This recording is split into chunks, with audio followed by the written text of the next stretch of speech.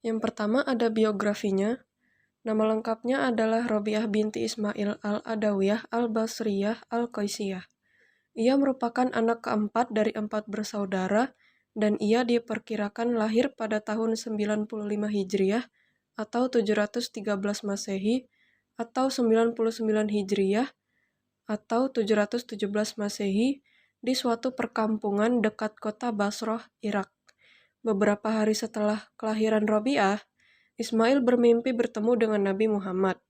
Dalam mimpinya, dia berkata kepada Ismail agar jangan bersedih karena Robiah akan menjadi seorang wanita yang mulia, sehingga banyak orang akan mengharapkan syafaatnya.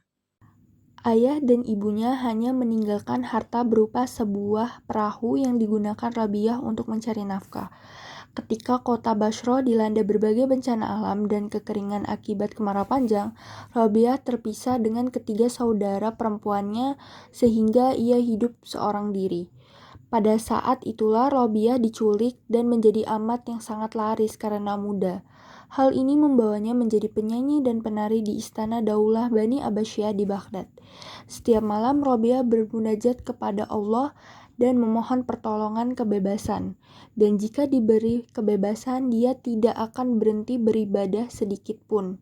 Ketika Rabiah sedang berdoa dan melakukan sholat malam, majikannya dikejutkan oleh cahaya di atas kepala Rabiah. Lalu majikannya menjadi ketakutan. Setelah bebas, Robiah pergi mengembara di padang pasir. Di tempat itulah ia menghabiskan seluruh waktunya untuk beribadah kepada Allah, sehingga dikenal menjadi tokoh sufi besar. Robiah dikenal sebagai tokoh sufi dengan syair-syair cintanya yang sangat indah. Suatu saat kesehatannya mulai menurun. Ia menyampaikan kepada sahabatnya, Abdah binti Abi Syawal, bahwa sebenarnya dia sudah menyiapkan kain kafan untuk membungkus jenazahnya.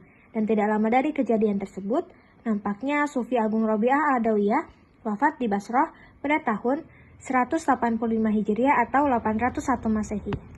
Inti ajaran tasawuf Rabiah al-Adawiyah, yaitu Rabiah al-Adawiyah memiliki corak tasawuf yang berbeda dengan para sufi pendahulu, yaitu tentang mahabbatullah atau cinta Allah. Perasaannya tentang cinta ilahi dengan dua corak cinta, yaitu cinta karena diriku dan cinta karena dirimu. Cinta pertama berpijak kepada diri seorang hamba yang jatuh cinta dan senantiasa terpaut dengan Tuhannya.